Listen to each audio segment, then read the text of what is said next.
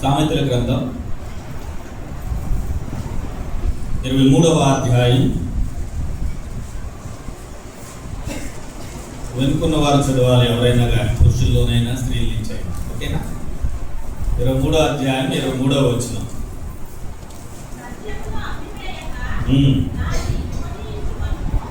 అంతే, ఆ ఒక్క మాటే. పురుషుల నుంచి చదువుతారా? ఇప్పుడు ముందున్న వారు చదువుతారా? సత్యమును అమ్మివేయక దాని కొని ఉంచుకొనుము. ఏమర్థమైంది? ఇప్పుడు అందరూ చెప్పారు. మనకేమర్థమైంది ఆ మాట?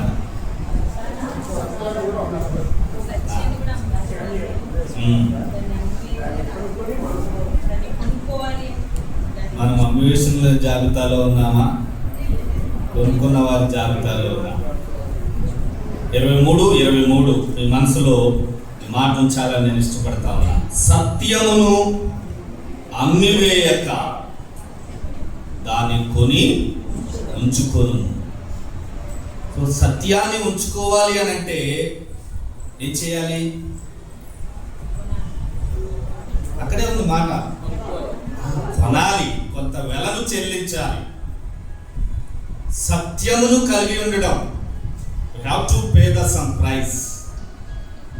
సత్యాన్ని కలిగి ఉండడం, మన దగ్గర ఉంచుకోవడానికి కొంత మూల్యాన్ని చెల్లించాలి, కొంత వెలను హెచ్చించాలి. అయితే లేఖనం హెచ్చరిస్తుంది, అమ్మి వేసుకోవద్దు. సత్యాన్ని ఉంచుకోవడానికి కొంత వెల చెల్లించాలి, కానీ అమ్మి వేసుకుంటే జీవితాంతము మూల్యం చెల్లించవలసి ఉంటుంది. లేఖనం హెచ్చరిస్తా ఉంది కదా. సత్యమును అమ్మివేయక, సత్యాన్ని ఏం చేయాలంట? కొని ఉంచుకొనుము. సత్యాన్ని అమ్మివేసుకోవద్దు. ఈ సత్యం అంటే ఏంటి? కొత్త నిబంధనకి వెళ్ళినప్పటికీ మనకి సత్యం అంటే ఏంటో మనకి ఈ విషయం బాగా అర్థమవుతాయి. సో మనకి ఈ కాంటెక్స్ట్లో అన్వయించుకోవడానికి, అర్థం చేసుకోవడానికి, సత్యాన్ని అమ్మివేసుకోవద్దు అని అంటే ఆత్మ సంబంధమైనటువంటి విషయాలను అమ్మివేయకండి. అంటే ఈ లోకం మనకి ఎన్నో విషయాలు ఆకర్షిస్తుంది. సత్యానికంటే విలువైనది నా దగ్గర ఉందని చూపిస్తుంది. అంటే ఆత్మ సంబంధమైన విషయాల కన్నా, భక్తి కన్నా, విశ్వాసం కన్నా, దేవునితో సహవాసం కన్నా, దేవుని మందిర సహవాసం కన్నా విలువైనది వెలుపల ఉంది అని లోకం మనకి ఆశ చూపిస్తుంది, చూపిస్తూనే ఉంటుంది. దాని కొరకు నీ దగ్గర ఉన్న, నీవు ఎరిగి ఉన్న ఆ సత్యాన్ని అమ్మివేయకు. ప్రభు అన్నారు కదా, నేనే సత్యమును, నేనే సత్యం. సో ఇప్పుడు ఆ కాంటెక్స్ట్లో అర్థం చేసుకుంటే, దేవుణ్ణి అమ్మివేయకండి, దేవుణ్ణి అమ్మివేయకండి, దేవుణ్ణి కొని ఉంచుకొనుడి. దేవుని గురించినటువంటి విషయాలు, దైవికమైనటువంటి విషయాల దగ్గర అమ్మివేసే వారంగా ఉండొద్దు. కొనుము, అమ్మివేయకు. కొనుము. కొంత మరి వెల చెల్లించడం అని అనుకున్నాం కదా. కొనడం అనేది సత్యాన్ని కలిగి ఉండడం, ఆత్మ సంబంధమైన విషయాలను కలిగి ఉండడం. అది విశ్వాసమే కానీ, ప్రార్థనే కానీ, దేవుని బిడ్డలతో సహవాసమే కానీ, దాని కొరకు కొంత వెలను మనము చెల్లించవలసి ఉంటుంది. గురువారం బైబిల్ స్టడీ చక్కగా జరుగుతూ ఉంది. సమయం మనం ఏం చేస్తున్నాం? ఇవ్వలేకపోతున్నాం కదా. We have to pay the price. ఇవ్వాలి. సత్యాన్ని కొని ఉంచుకోవడం అని అంటే కొంత త్యాగం చేయాలి. ఒక గంట దేవుని మందిరములో, దేవుని బిడ్డలతో, దేవుని వాక్య సహవాసం కొరకు సాటర్డే ఉపవాస ప్రార్థన. మరి మీరు ప్రార్థనాంశాలు నాకు చెప్తారు, అనేవాళ్ళకి అక్క వాళ్ళకి చెప్తారు, ఇవన్నీ డైరీలో రాస్తున్నాం. ఒక్కొక్కసారి అసెంబ్లీ ప్రేయర్లో మనం చేయలేకపోతున్నాం, కానీ ఉపవాస ప్రార్థనలో మాత్రం వాటి అన్నింటి కొరకు ప్రార్థన చేస్తున్నాం. కొద్దిమందిమే కానీ ప్రార్థన చేస్తున్నాం. పిల్లరా రండి ప్రార్థించడానికి. కొద్ది సమయం నీ వ్యక్తిగత విషయాల కొరకే, దేవుని మందిరంలో కనబడడం కొరకు, దేవునికి కనబడడం కొరకు, దేవుని ముఖదర్శనం చేసుకోవడం కొరకు 1 గంట చాలు. ఒకవేళ అంత సమయం లేకపోవచ్చు, పాటల నుంచి ప్రారంభం నుంచి ముగింపు వరకు నేను ఉండలేనని అనుకోవచ్చు. ఇలా మన ఆసక్తి ఆ విషయం దేవుని మందిరానికి వచ్చే విషయాల్లోనూ మనకి కనబడతారు. సత్యమును తర్వాత పూజించారు మీరు, అమ్మివేయక దాన్ని కొని ఉంచుకొను. ఇదే కొనడం అంటే, సమయం ఇవ్వడం, ప్రయాసపడడం, దేవుని మందిరం కొరకు ప్రయాసపడడం. కొని ఉంచుకొను. సత్యము అంటే ప్రభువు. పిల్లరా మరి చూడండి, యోహాను సువార్త 8వ అధ్యాయంలో 31, 32 వచనాల్ని మనం చూసుకుందాం.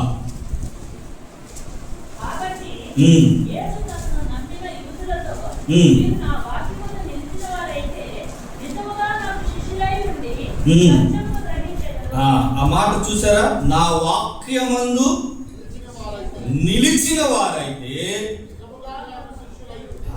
వాక్యం ముందు నిలవాలంటే వాక్యం మనకి తెలియాలి, వాక్యాన్ని తెలిసేవారంగా ఉండాలి. అందుకని పిల్లల వ్యక్తిగత పఠనం కూడా సత్యాన్ని కొని ఉంచుకోవడమే.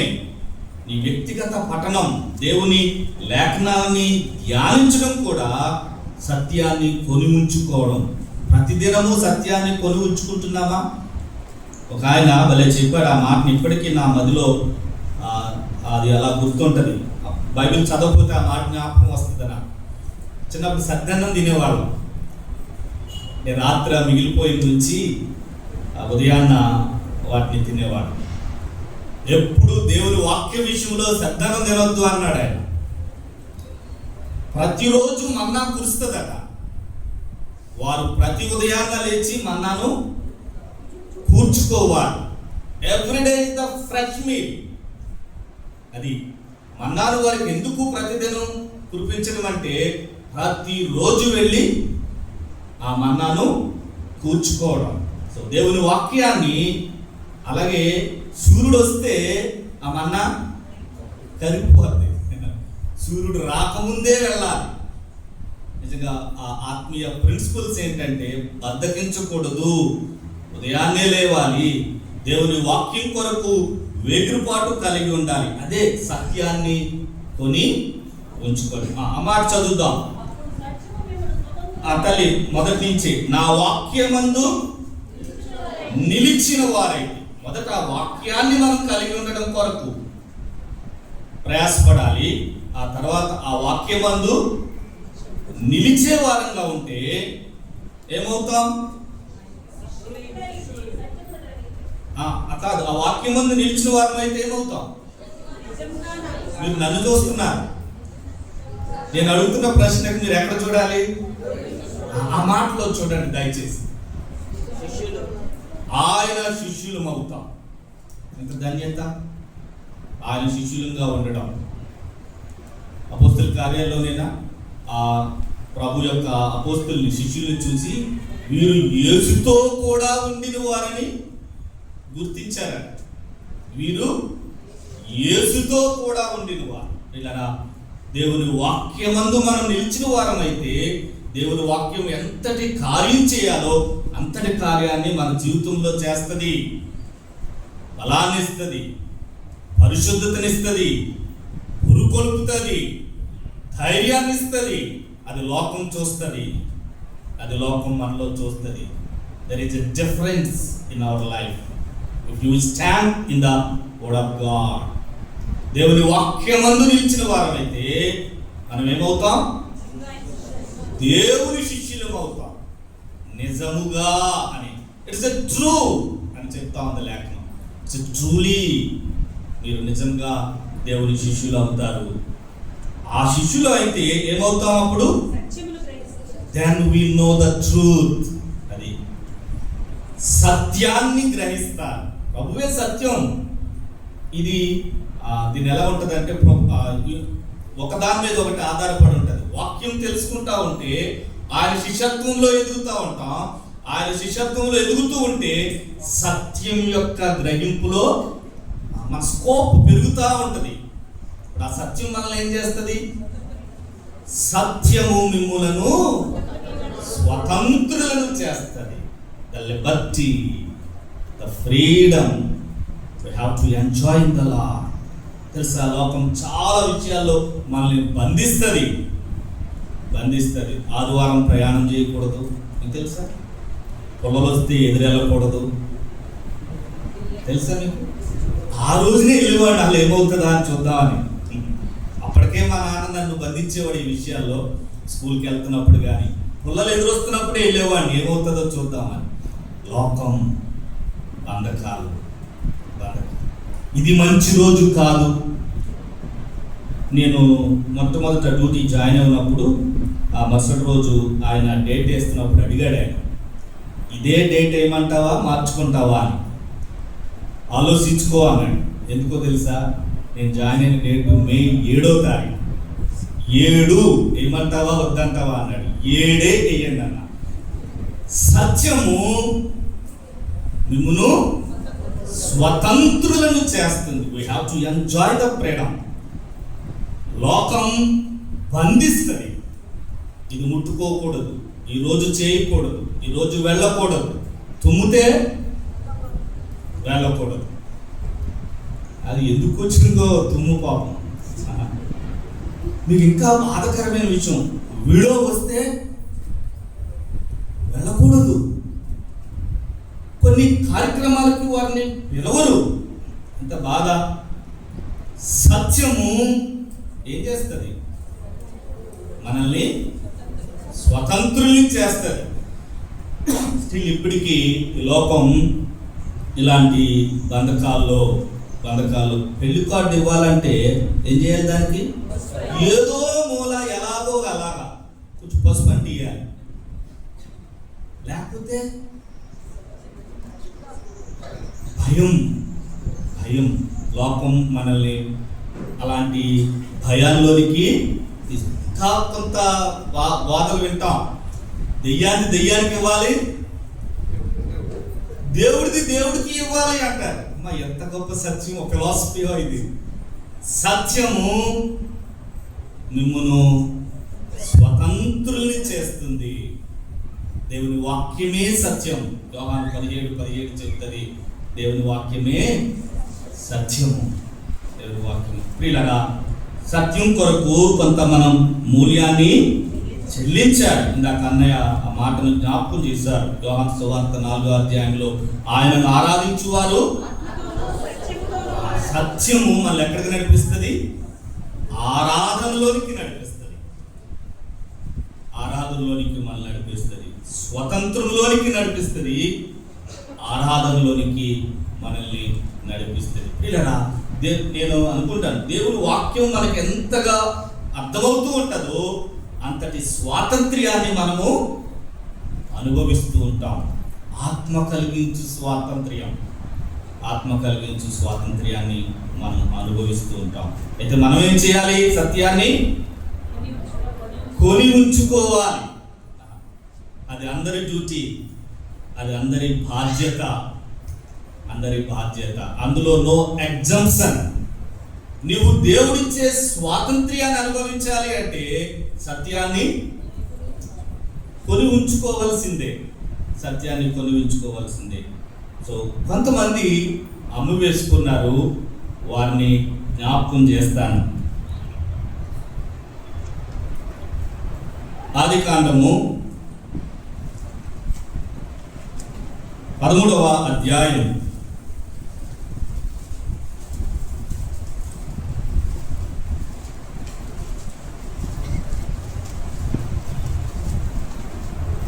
1 నుంచి ఈ భాగాన్ని అంతటిని మనం చూసినప్పుడు 10వ మనం గమనిద్దాం.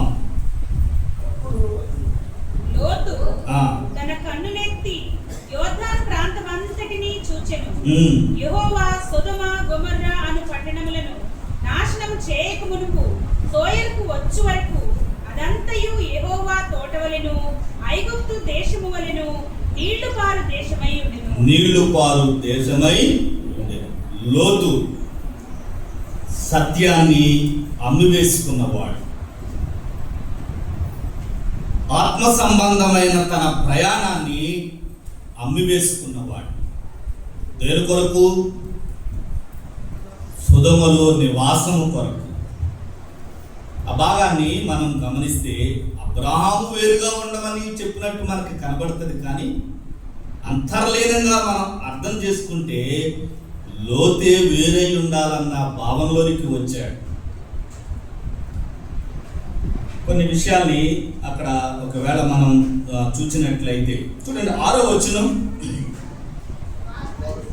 వారు కలిసి నివసించుటకు ఆ ప్రదేశము చాలకపోయే.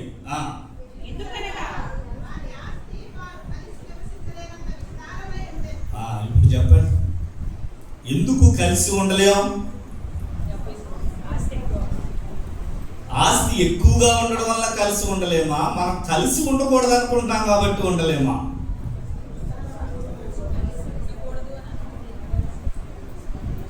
The money is not the issue, the heart is the issue. The heart is the issue. మన హృదయ వైఖరి. లోతుకి ఆ ధనం ఎక్కడి నుంచి వచ్చిందో చూడండి, 5వ వచనం.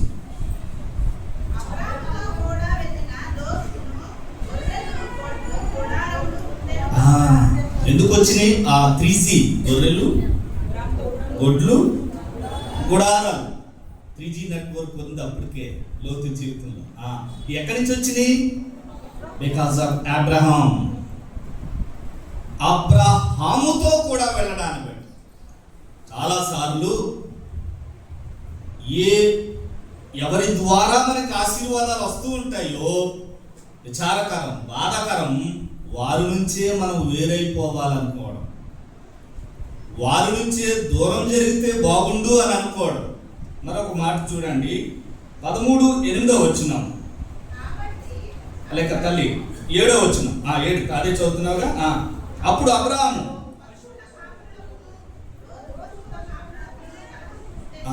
అబ్రహాము యొక్క పశువుల కాపరులతో ఉండడానికి లోతు ఇష్టపడలేదు, కానీ ఎవరితో ఉండడానికి ఇష్టపడ్డాడు? 13 చూడండి.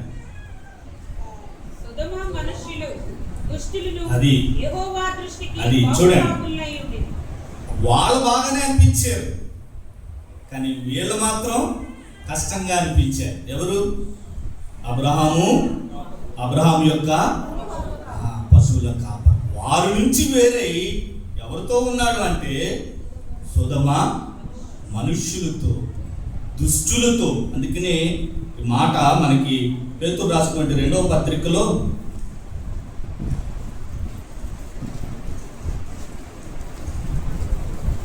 2వ అధ్యాయం 7వ వచనం, అది దుర్మార్గుల కామ వికారయుక్తమైన నడవడి చేత బహు బాధపడిన. చూసారా? అయినా కానీ ఆయన అక్కడే ఉన్నాడు. వేరు నుంచి వేరైపోయి, బహుశా అప్పటికి తెలియక వేరై ఉండొచ్చేమో, కానీ సొదొమకి వెళ్ళిన తర్వాత అర్థమైనా కానీ అతడు అక్కడే ఉండిపోయిన వాడిగా ఉన్నాడు. అబ్రహాము నుంచి వేరవడం, దేవుని నుంచి, దేవుని సంగతుల నుంచి, దేవుని సహవాసం నుంచి, దేవుని బిడ్డల యొక్క సహవాసం నుంచి వేరైపోయిన వాడిగా మనకు కనబడతా ఉన్నాడు. Walk by faith, not by sight అంట. వెలుచూపును బట్టి గాక విశ్వాసమును బట్టి మనం నడుచుకోవాలి అని. కానీ ఇక్కడ అబ్రహాము లోతు ప్రయాణాలని మనం చూస్తే అబ్రహాము విశ్వాసంతో నడిచాడు, లోతు కనుచూపులతో నడిచాడు. తన కనుకు ఇంపైనదిగా ఏదైతే కనబడుతుందో దాన్ని ఎన్నుకున్నాడు. చాలా అధ్యాయాలు నాకు ఇప్పుడు ఎలా కనబడుతున్నాయంటే ఆదికాండం 3 అధ్యాయాలాగే కనబడుతున్నాయి కొన్ని అధ్యాయాలు. ఆదికాండం 3 అధ్యాయం. లోతు చూచాడు, కన్నులెత్తి చూచి, ఎంత సంతోషమో. ఇలా మీకు చాయిస్ వస్తే 2 విషయాలను ఎన్నుకోవాలి. ద బెస్ట్ పక్కన ఉంది, అంతగా కనబడింది మనకుంది. మనం పెద్దవాళ్ళం, 2-3 ఎన్నుకోవాల్సిన అవకాశం ఉంది. ఎవరికి ఇస్తాం? 4 పంచుకోవాలి. ద బెస్ట్ ఏంటో మనకు ముందు అర్థమవుతా ఉంది. కనులకు కనబడేది మనమే పెద్ద, ఆ ఆప్షన్ ఇవ్వాలి. తీసుకునే ఆప్షన్ ఇస్తామా? అందరికీ తీసుకోమనే ఆప్షన్ ఇస్తామా?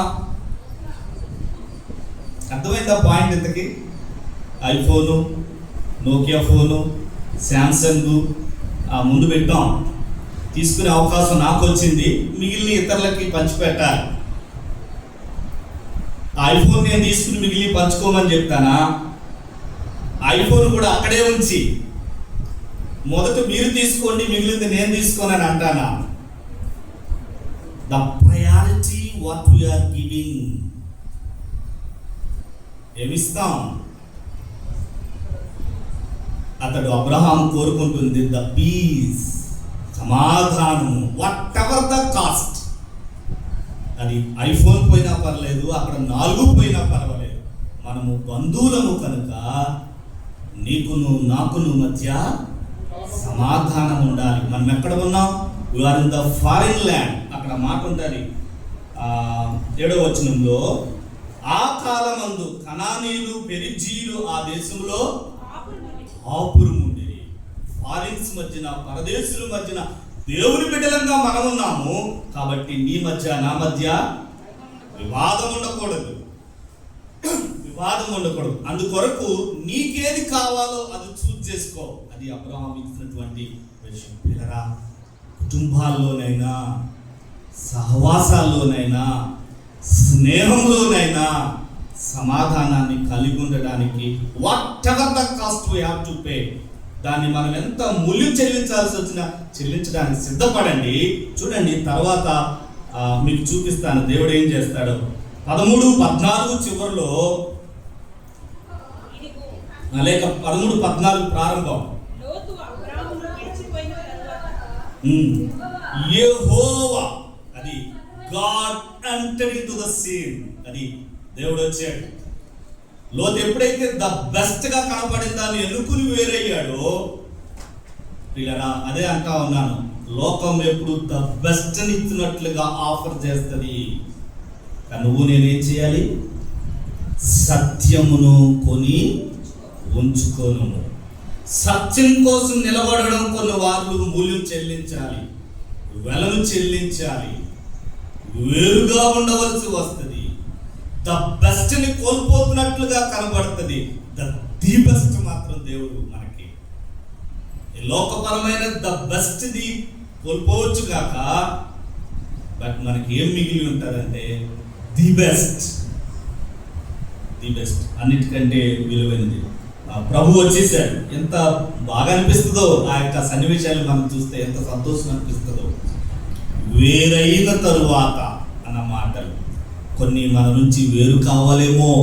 దేవుని ప్రత్యక్షత మనకి కలగాలి అంటే, దేవుడు ఇచ్చేది మనం ఇంకా పొందుకోలేకపోవడానికి కొన్నిటినిచ్చి మనం ఇంకా వేరు చేసుకోలేకపోతున్నామేమో. 13-10లో ఏముంది? లోతు తన కన్నులెత్తి యోర్దాను ప్రాంతం అంతటినీ చూచాడు. ఇప్పుడు 13-14లో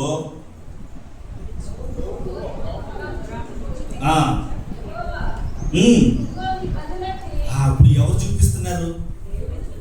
దేవుడు చూపిస్తున్నాడు అబ్రహాంకి. అక్కడేమో లోతు చూచాడు, తనను తానుగా చూచుకున్నాడు. ఓ ఏంటి అని లోకాన్ని, ద బెస్ట్ ఏంటో చూచాడు. కానీ అబ్రహాంకి దేవుడు చూపిస్తా ఉన్నాడు.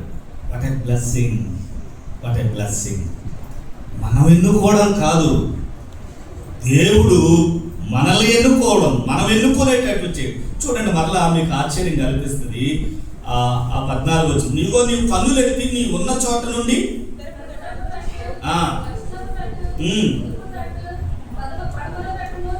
ఇంకేం మిగిలి ఉంది? including Sodom, it belongs to you, Abraham. నువ్వు వదులుకున్నావా? అలాగని వదులుకుంటే నాకు వస్తుందని వదులుకోకండి. ఇంక్లూడింగ్ సోదమ, Abraham, please see the four sides, తూర్పు పడమర 4 వైపులా చూడు. అందుకే నేనంట సొదొమ గొమొర్రాను నాశనం చేయడానికి ముందు అబ్రహామును కలిసాడంట దేవుడు. ఎందుకంటే నీకు ఇస్తానని వాగ్దానం చేశాడు కదా ఆయన. ఆయనకి చెప్పకుండా నాశనం చేస్తే దేవుడు అపనమ్మకస్తుడు అవుతాడని అబ్రహాముని దేవుడు కలిశాడంట.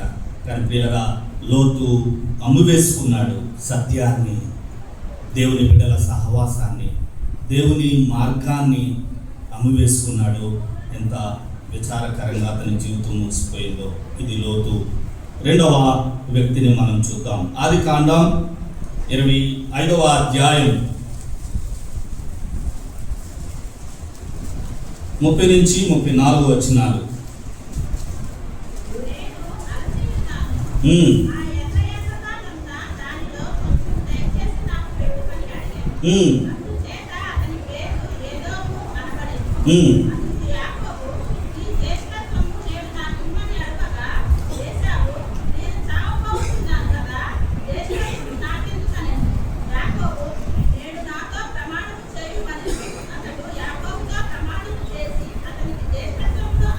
అమ్మివేయగా 34 చివరిలో ఏమో తల్లి తృణీకరించి. ఇది ఏసావు ఏం అమ్మేసుకున్నాడు? జ్యేష్ఠత్వాన్ని అమ్మివేసుకున్నాడు. అంటే దేవుడిచ్చిన ఆ ఆధిక్యతను అమ్మివేసుకున్నాడు, ఆత్మీయతను అమ్మివేసుకోవడం, సత్యాన్ని అమ్మివేసుకోవడంలో ఏసావు మనకి కనబడతా ఉన్నాడు. దేని కొరకు? తిండి కొరకు. ఆ జ్యేష్ఠత్వం గురించి అతను పలికిన 3 మాటలు చూడండి. 32వ వచనంలో జ్యేష్ఠత్వము నాకెందుకు? అది వాట్ ఈస్ ద యూజ్?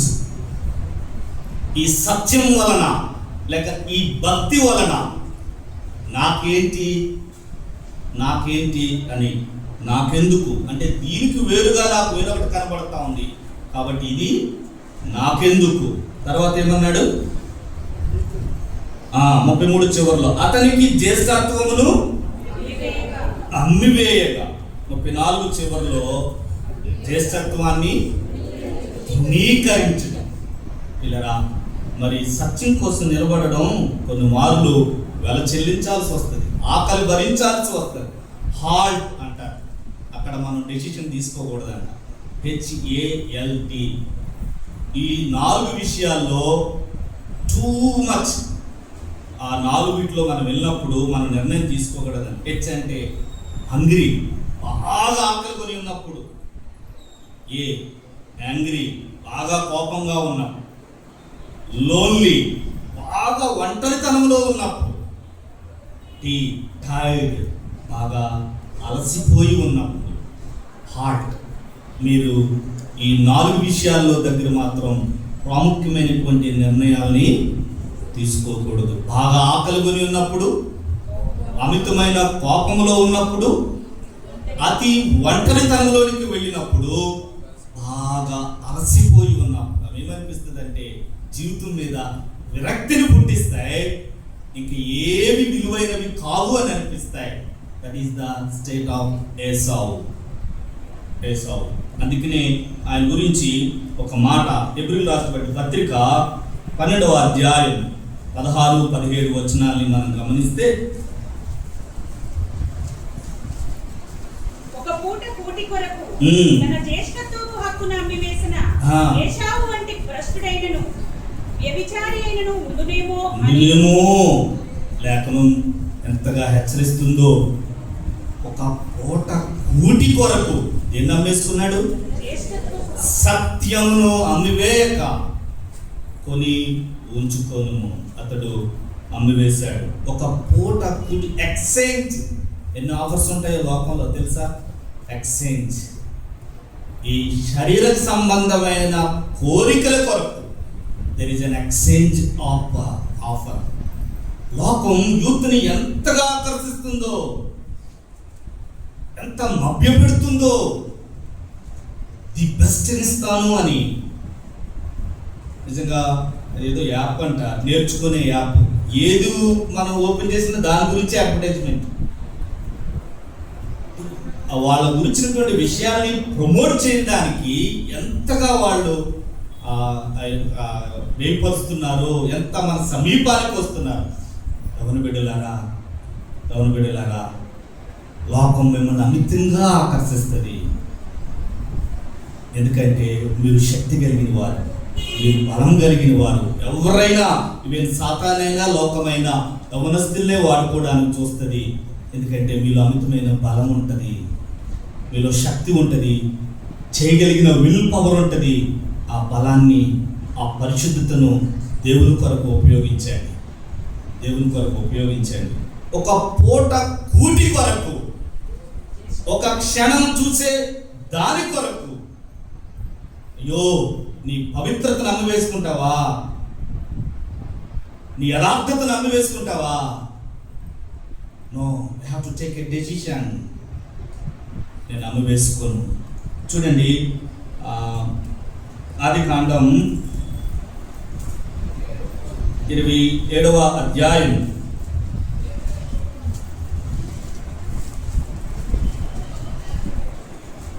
34వ వచనం. ఏశావు తన తండ్రి మాటలు వినినప్పుడు దుఃఖాక్రాంతుడై పెద్ద కేక వేసి, ఓ నా తండ్రి, నన్నును ఆ దీవించు. మాటలు మామూలుగా ఉంటాయి, కానీ ఆ సీన్ లోకి వెళ్ళి చూస్తే ఏసావు అమ్మివేసుకున్న తర్వాత సత్యాన్ని ఎంతగా ఏడుస్తా ఉన్నాడు. దుఃఖాక్రాంతుడై. తర్వాత ఏముంది? పెద్ద కేక వేసి ఏడ్చి, నన్ను దీవించు. 38వ వచనంలో ఉంటది, నా తండ్రి, నీ యొద్ద ఒక్క దీవెనైనా లేదా? At least one. ఆ స్థితికి వెళ్ళిపోతాం. పందుల తినే ఒడ్డు దగ్గరికి వెళ్ళిపోతాం సత్యాన్ని అమ్మివేసుకుంటే. ఇది రెండవది. మూడవ విషయానికి వద్దాం. 1 సమూయేలు గ్రంథం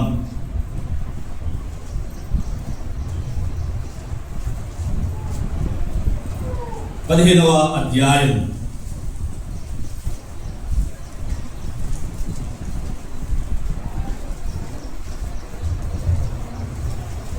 24వ వచనం, లేక 26వ వచనం చూద్దాం. 26.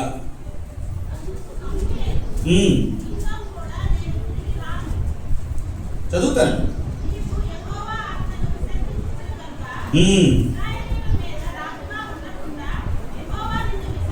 నిన్ను విసర్జించాను, but a cost he paid. నీవు దేవుని మాటను, దేవుని ఆజ్ఞను ఏం చేసావు? విసర్జించావు.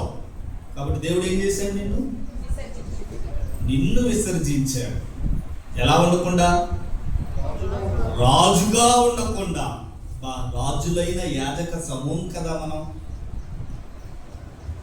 నిన్ను రాజుగా ఉండకుండా దేవుడు అదే అంటా ఉన్నాను, సత్యాన్ని కొలువుంచుకోవడం, కొంత వెల చెల్లించడమే. అది నువ్వు దేవుని మందిరానికి సమయమే ఇవ్వడమైనా, ధనాన్ని ఇవ్వడమేనైనా, నీ యొక్క జీవితాన్ని ఖర్చు చేయడమే అయినా, కానీ ఆ సత్యాన్ని అమ్మివేసుకుంటే మన జీవితంలో చాలా భయంకరమైన మూల్యాన్ని చెల్లించాలి. నీవు ఆయన ఆజ్ఞను తిరస్కరించావు కాబట్టి దేవుడిని తిరస్కరిస్తా ఉన్నాడు.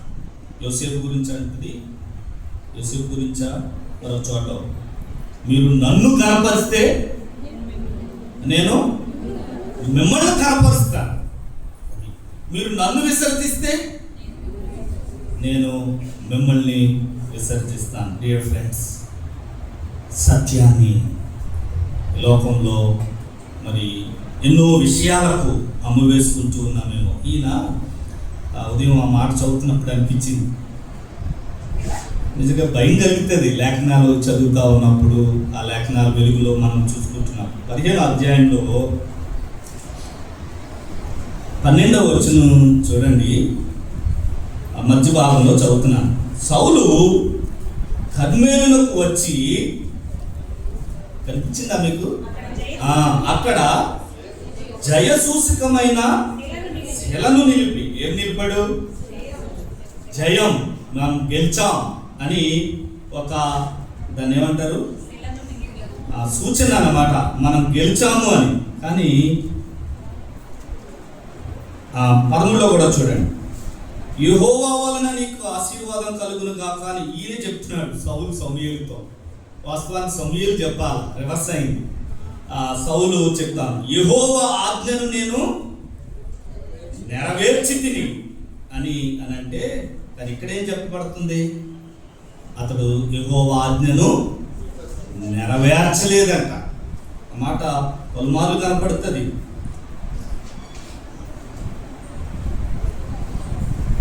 పదకొండవ వచనం చూడండి, సౌలు నన్ను అనుసరింపక వెనుక తీసి, దేవుడేమో అతడు నన్ను అనుసరించలేదు, ఓడిపోయాడు అని చెప్తే, సౌలేమో విజయోత్సవాన్ని చేసుకుంటున్న వాడుగా ఉన్నాడు. భయం కలిగింది. కొన్ని మార్లు మన ఎవాల్యుయేషన్, మనల్ని కూర్చున్నటువంటి అవగాహన ఇలా తప్పుగా ఉంటే ఎంత భయంకరం. దేవుడు ఏం చెప్తున్నాడు? అతడు వెనుక తీశాడు. ఎబ్రీ 10లో ఉంటది కదా, ఒకడు వెనుక తీసిన ఎడల వారి ఆత్మయందు నాకు సంతోషం ఉండదు. కానీ ఇతడు ఆనందిస్తా ఉన్నాడు, నేను గెలిచాను అని.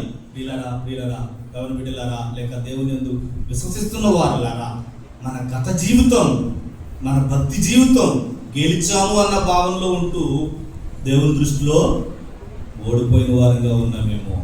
నువ్వు నన్ను విసర్జించావు కాబట్టి నేను నిన్ను రాజుగా ఉండకుండా, ఎంత గొప్ప స్థానం అది, ఎంత ఉన్నతమైన స్థానం అది.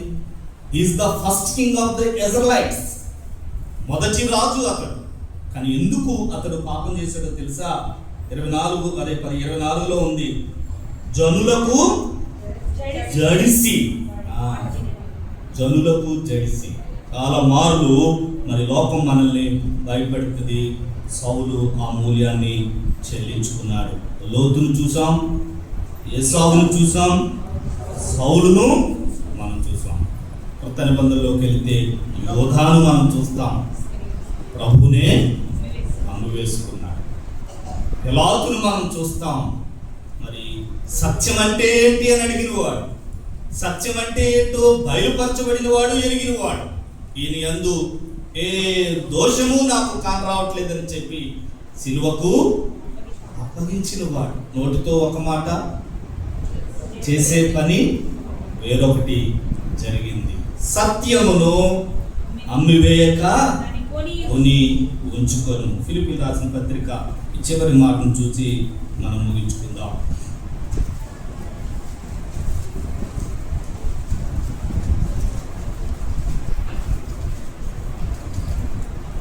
మూడవ అధ్యాయం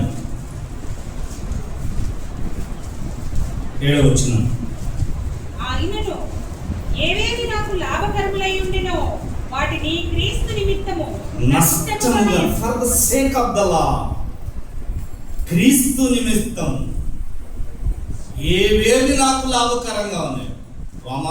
రోమా పౌరున్నా, యూదున్నా, పరిసయ్యున్నా, ఎన్ని ఆధిక్యతలు ఈ లోకంలో నాకు ఉన్నాయి. But for the sake of the law, క్రీస్తు నిమిత్తము ఏం చేస్తున్నాడు? అవేవి నాకు అవసరం, అవేవి సత్యము కొరకు, సత్యాన్ని కలిగి ఉండడం కొరకు. మీరు ఇంకా ఆ మాట 8వ వచనం కూడా చూద్దామా? నిశ్చయముగా నేను ఈ వచనాల్ని ప్రారంభంలో కంఠస్థం చేసుకునేవాడిని. ఎందుకో దేవుడు ఆ మాటల మీద ఇచ్చినటువంటి ఆ ప్రేమ, ప్రభువైన యేసుక్రీస్తుని గురించిన జ్ఞానం కాదు, ఆ యేసు ప్రభువుని గురించిన జ్ఞానం ఎలాంటిది? శ్రేష్టమైనది కూడా కాదు, అతి శ్రేష్టమైన జ్ఞానం కొరకు ప్రభువుని గురించి తెలుసుకోవడం. నోయింగ్ ద లార్డ్, సత్యాన్ని ఎరగడం, సత్యములో ఎరగడం, అది అది ఎంత మూల్యమైన, అది పౌలు గారి యొక్క నిర్ణయం. ఏమంటా ఉన్నారు? సమస్తాన్ని నష్టంగా 11 చివరిలో కూడా సమస్తమును నష్టపరుచుకొని వాటిని వెంటతో సమానంగా ఎంచుకొనుచున్నాను. వెంటతో సమానంగా ఎంచుకుని, ఇది పౌలు నిర్ణయం. ఆ నిర్ణయము మనదై ఉండును గాక. దేవుడు అలాంటి కృపను మనకు అందరికీ అనుగ్రహించును గాక. ఆమె చిన్న ప్రార్థన చేసుకుందాం. సత్యాన్ని అనువేసుకుంటావా? సత్యాన్ని కొని ఉంచుకుంటావా? ఆయనే మన సత్యము, ఆయనే సత్యము.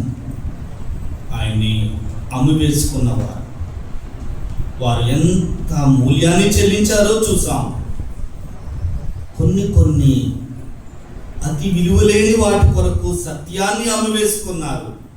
లోతు, ఏసావు, సౌలు, యోధా, పిలాతు, ఎంతటి మూల్యాన్ని వారు చెల్లించారు.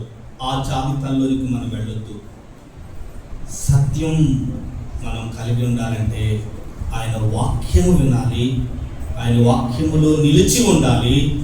అప్పుడు శిష్యులం అవుతాం, సత్యాన్ని గ్రహిస్తాం, స్వతంత్రులం అవుతాం.